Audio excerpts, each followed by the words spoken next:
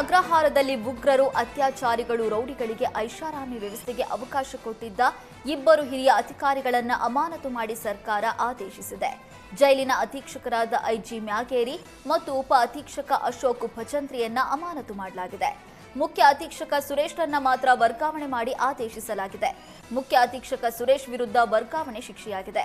ಪರಪ್ಪನ ಅಗ್ರಹಾರ ಜೈಲಿನ ಅಕ್ರಮ ಗಂಭೀರವಾಗಿ ಪರಿಗಣಿಸಿದ ಸರ್ಕಾರ ಕಾರಾಗೃಹ ಅಧಿಕಾರಿಗಳ ಜೊತೆಗೆ ಗೃಹ ಸಚಿವ ಪರಮೇಶ್ವರ್ ಸಭೆ ನಡೆಸಿದ್ರು. ಜೈಲು ಅಕ್ರಮಗಳ ಫೋಟೋ ತೋರಿಸಿ ಸಭೆಯಲ್ಲಿ ಅಧಿಕಾರಿಗಳಿಗೆ ತರಾಟೆಗೆ ತೆಗೆದುಕೊಂಡಿದ್ರು. ರಾಷ್ಟ್ರ ಮಟ್ಟದಲ್ಲಿ ಇಲಾಖೆಯ ಗೌರವ ಕಳೆದಿದ್ದೀರಿ ಅಂತ ಪರಮೇಶ್ವರ್ ಸಿಟ್ಟಾದ್ರು. ಗೃಹ ಸಚಿವ ಪರಮೇಶ್ವರ್ ತರಾಟೆಗೆ ಜೈಲಾಧಿಕಾರಿಗಳಿಂದ ಮೌನ ವಹಿಸಲಾಗಿತ್ತು. ಪರಪ್ಪನ ಅಗ್ರಹಾರದಲ್ಲಿ ನಡೀತಾ ಇದ್ದ ಐಷಾರಾಮಿ ವ್ಯವಸ್ಥೆ ವಿಡಿಯೋವನ್ನ ವೈರಲ್ ಮಾಡಿದ ಅನುಮಾನದ ಮೇಲೆ ನಟ ತನ್ವೀರ್ ವಿಚಾರಣೆ ನಡೆಸಲಾಗ್ತಾ ಇದೆ. ನಾನು ಯಾವುದೇ ವಿಡಿಯೋ ವೈರಲ್ ಮಾಡಿಲ್ಲ ಅಂತ ನಟ ತನ್ವೀರ್ ವಿಚಾರಣೆ ವೇಳೆ ತಿಳಿಸಿದ್ದಾನೆ. ಜೈಲಿನ ಅಕ್ರಮದ ವಿಡಿಯೋ ಮಾಡಿಸಿದ್ದು ತನ್ವೀರ್ ಎಂಬ ಅನುಮಾನ ವ್ಯಕ್ತವಾಗಿತ್ತು. ದರ್ಶನ್ಗೆ ಜೈಲಲ್ಲಿ ವ್ಯವಸ್ಥೆ ಕಲ್ಪಿಸಿಲ್ಲ ಎಂಬ ಸಿಟ್ಟಿಗೆ ವಿಡಿಯೋ ಬಯಲು ಮಾಡಿರುವ ಆರೋಪವಿದೆ. ದರ್ಶನ್ಗೆ ಸವಲತ್ತು ಕೊಡಿಸುವ ಉದ್ದೇಶದಿಂದ ವಿಡಿಯೋ ಮಾಡಿಸಿದ್ರೆ ಎಂಬ ಅನುಮಾನ ಶುರುವಾಗಿದೆ. ಅಕ್ರಮಗಳು ಬಯಲಾದ್ರೆ ದರ್ಶನ್ಗೆ ಸೌಲಭ್ಯ ಸಿಗುತ್ತೆ ಎನ್ನುವ ಲೆಕ್ಕಾಚಾರದಲ್ಲಿ ಜೈಲಿನ ಒಳಗಡೆ ವಿಡಿಯೋ ಮಾಡಿಸಿದ್ರೆ ಎಂಬ ಬಗ್ಗೆ ವಿಚಾರಣೆ ನಡೆಸಲಾಗಿದೆ. ಪರಪ್ಪನ ಅಗ್ರಹಾರದಲ್ಲಿ ಮೋಸ್ಟ್ ವಾಂಟೆಡ್ ಉಗ್ರರಿಗೆ ರಾಜ್ಯಾತಿಥ್ಯ ಪ್ರಕರಣದ ಬಗ್ಗೆ ರಾಜ್ಯ ಕಾರಾಗೃಹ ಇಲಾಖೆಗೆ ಸ್ಪಷ್ಟನೆ ಕೇಳಿ ಎನ್ಐಎ ಪತ್ರ ಬರೆದಿದೆ. ಉಗ್ರರಿಗೆ ಸ್ಮಾರ್ಟ್ಫೋನ್ ಪೂರೈಕೆ ಗಂಭೀರವಾಗಿ ಪರಿಗಣಿಸಿದ ಎನ್ಐಎ ರಾಷ್ಟ್ರೀಯ ಭದ್ರತೆಗೆ ಅಪಾಯ ಅಂತ ಆತಂಕ ವ್ಯಕ್ತಪಡಿಸಿದೆ. ಅಪಾಯಕಾರಿ ಉಗ್ರರಿಗೆ ಜೈಲಲ್ಲಿ ಮೊಬೈಲ್ ವ್ಯವಸ್ಥೆ ಮಾಡಲಾಗ್ತಾ ಇದೆ. ಕೇಸ್ಗಳು ವಿಚಾರಣೆ ಹಂತದಲ್ಲಿರುವಾಗ ಉಗ್ರರಿಗೆ ಮೊಬೈಲ್ ಪೂರೈಕೆ ಮಾಡಲಾಗಿದ್ದರಿಂದ ಅಧಿಕಾರಿಗಳ ವಿರುದ್ಧ ಕೇಸ್ ದಾಖಲಿಸುವುದಾಗಿ ಎನ್ಐಎ ಎಚ್ಚರಿಕೆ ನೀಡಿದೆ.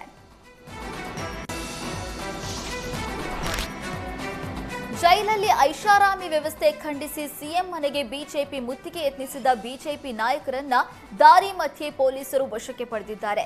ಬಿಜೆಪಿ ನಾಯಕರನ್ನ ತಡಿತಾ ಇದ್ದಂತೆ ಭಾರಿ ಹೈಡ್ರಾಮಾ ನಡೆಯಿತು. ಸಿಎಂ ಮತ್ತು ಗೃಹ ಸಚಿವರ ರಾಜೀನಾಮೆಗೆ ಬಿಜೆಪಿ ನಾಯಕರು ಆಗ್ರಹಿಸಿದ್ರು. ಸರ್ಕಾರದ ವಿರುದ್ಧ ಜೈಲು ಅಕ್ರಮ ಮುಂದಿಟ್ಟು ಬಿಜೆಪಿ ಹೋರಾಟ ನಡೆಸಿದೆ. ಕಾಂಗ್ರೆಸ್ ಸರ್ಕಾರ ಬಂದ ಮೇಲೆ ಜೈಲುಗಳು ನೈಟ್ ಕ್ಲಬ್ ಆಗಿದೆ ಅಂತ ವಿಜಯೇಂದ್ರ ಆರೋಪಿಸಿದ್ರು. ದರ್ಶನ್ ಸಿಗರೇಟ್ ಸೇದಿದ್ದಕ್ಕೆ ಸುಪ್ರೀಂ ಕೋರ್ಟ್ ತನಕ ಹೋಗಿ ದರ್ಶನ್ ಬೇಲ್ ಕ್ಯಾನ್ಸಲ್ ಮಾಡಿಸಿದ್ರಿ. ದರ್ಶನ್ ಮಾಡಿರೋದು ತಪ್ಪೆ, ಆದ್ರೆ ಈಗ ಸುಪ್ರೀಂ ಕೋರ್ಟ್ ಹೋಗ್ತೀರಾ ಅಂತ ಪ್ರಶ್ನಿಸಿದ್ದಾರೆ. ಕಾಂಗ್ರೆಸ್ನವರೇ ಜೈಲಿನ ಒಳಗೆ ಇದ್ದವರಿಗೆ ಕುಮ್ಮಕ್ಕು ನೀಡಿ ಹಣ ಪಡೆದಿದ್ದಾರೆ ಅಂತ ವಿಪಕ್ಷ ನಾಯಕ ಅಶೋಕ್ ಆರೋಪಿಸಿದ್ರು. ಕಾಂಗ್ರೆಸ್ ಸರ್ಕಾರ ಬಂದಾಗಿನಿಂದ ಪರಪ್ಪನ ಅಗ್ರಹಾರ ಇರ್ಬೋದು, ನಮ್ಮ ರಾಜ್ಯದ ಜೈಲುಗಳು ಒಂದು ರೀತಿ ನೈಟ್ ಕ್ಲಬ್ ಆಗಿ, ಎಂಟರ್ಟೈನ್ಮೆಂಟ್ ಕ್ಲಬ್ ಆಗಿ ಪರಿವರ್ತನೆ ಆಗಿದೆ. ಟೆರರಿಸ್ಟ್ಗಳಿರ್ಬೋದು, ISI ಏಜೆಂಟ್ಗಳಿರ್ಬೋದು, ಅಥವಾ ಮುಸ್ಲಿಂ ರಾಡಿಕಲ್ಸ್ ಅಂತ ಏನು ಕರಿತೀರಿ, ಇವರೆಲ್ರಿಗೂ ಸಹ ಪರಪ್ಪನ ಅಗ್ರಹಾರ ಒಂದು ರೀತಿ ಎಂಟರ್ಟೈನ್ಮೆಂಟ್ ಕ್ಲಬ್ ಆಗಿದೆ. ಕರ್ನಾಟಕದ ಜೈಲುಗಳು ಭಯೋತ್ಪಾದಕರಿಗೆ ಒಂದು ಸ್ವರ್ಗ.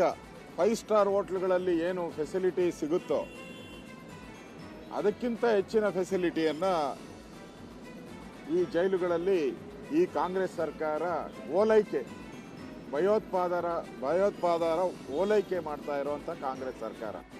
ಕಾಂಗ್ರೆಸ್ ಪಾರ್ಟಿ ಇವತ್ತು ಜಾತ್ಯತೀತ ಪಾರ್ಟಿಯಾಗಿ ಉಳಿದಿಲ್ಲ. ಕಾಂಗ್ರೆಸ್ ಪಾರ್ಟಿ ಕೋಮುವಾದಿ ಪಾರ್ಟಿಯಾಗಿದೆ. ಕರ್ನಾಟಕದಲ್ಲಿ ಕ್ರಿಮಿನಲ್ಗಳಿಗೆ, ಟೆರರಿಸ್ಟ್ಗಳಿಗೆ ರಾಜಾಶ್ರಯ ದೊರಕ್ತಾ ಇದೆ. ರೆಸಾರ್ಟಿಗೆ ಹೋಗಬೇಕಾದ ಅವಶ್ಯಕತೆನೇ ಇಲ್ಲ, ಜೈಲಿಗೆ ಹೋದರೂ ಸಾಕು. ಮಂತ್ರಿ ಮತ್ತು ಗೃಹ ಸಚಿವರು ರಾಜೀನಾಮೆ ಕೊಡಬೇಕು. ನಿಮಗೆ ಅಧಿಕಾರದಲ್ಲಿ ಇರ್ತಕ್ಕಂಥ ನೈತಿಕತೆ ಇಲ್ಲ. ದೇಶದ ಭದ್ರತೆಯ ಜೊತೆಗೆ ಆಟ ಆಡಲಿಕ್ಕೆ ನಮ್ಮ ನೆಲವನ್ನು ಅವಕಾಶ ಮಾಡಿಕೊಡೋರಿಗೆ ನಿಮಗೆ ಅಧಿಕಾರದಲ್ಲಿ ಇರ್ತಕ್ಕಂಥ ನೈತಿಕತೆ ಇಲ್ಲ.